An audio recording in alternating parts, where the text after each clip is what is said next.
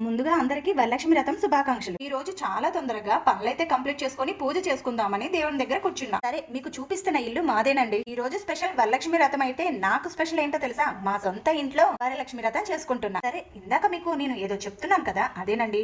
నా పాటికి నేను పూజ చేసుకుందామని దేవుని దగ్గర కూర్చున్నా. ఆయన తొందరగా బయటకు వెళ్దాం రా అని నన్ను పిలిచారు. ఏం చెప్పకుండానే ఇదిగో ఇక్కడికైతే తీసుకొని వచ్చారు. ఈ రోజు నీకు స్పెషల్ గిఫ్ట్ ఇప్పిస్తానని అన్నారు. ఏ బంగారం గొలుసో లేక గాజులో ఇయర్ రింగ్సో అని ఇంకా నా మనసులో అనుకుంటూ లోపలికి వెళ్తున్నాను. షాప్ లో కూడా అమ్మవారికి పూజ అయితే చేశారు. కళ్ళకి ఇంత అందంగా కనిపిస్తున్న అమ్మవారిని మీ అందరికి చూపించకపోతే ఎలాగా? మీరు కూడా అమ్మవారిని దర్శనం చేసుకోండి. సరే, ఇంటికైతే వచ్చేసాను. పూజ అయితే కంప్లీట్ చేసుకున్నాను. ఇంటికి వచ్చాను, బాగానే ఉంది.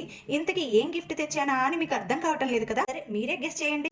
ఇంతసేపు వీడియో చూసి లైక్ చేసి కామెంట్ పెట్టడమే ఎక్కువ. అలాంటిది మిమ్మల్ని గెస్ట్ చేయమంటాం బాగోదులే, కానీ నేనే చెప్తా. ఇప్పుడు బంగారం షాప్ కి వెళ్ళినప్పుడు లక్ష్మీదేవి విగ్రహాన్ని అడిగాను మా ఆయన్ని. అది గుర్తు పెట్టుకొని లక్ష్మీదేవి విగ్రహమే కాకుండా లక్ష్మీదేవి విగ్రహంతో పాటు విష్ణుమూర్తిని, గణపతిని కూడా తీసుకున్నారు. నేను మనసులో అనుకునే దానికన్నా 1000 రెట్లు సంతోషపడే గిఫ్ట్ అయితే ఇచ్చారు నాకు. సాక్షాత్తు ఆ లక్ష్మీదేవి నా ముందు కూర్చున్నట్టు అనిపిస్తుంది. అందులో నేను అడిగిన దాన్ని గుర్తు పెట్టుకుని మా ఆయన ఇప్పించినందుకు చాలా సంతోషంగా ఉంది.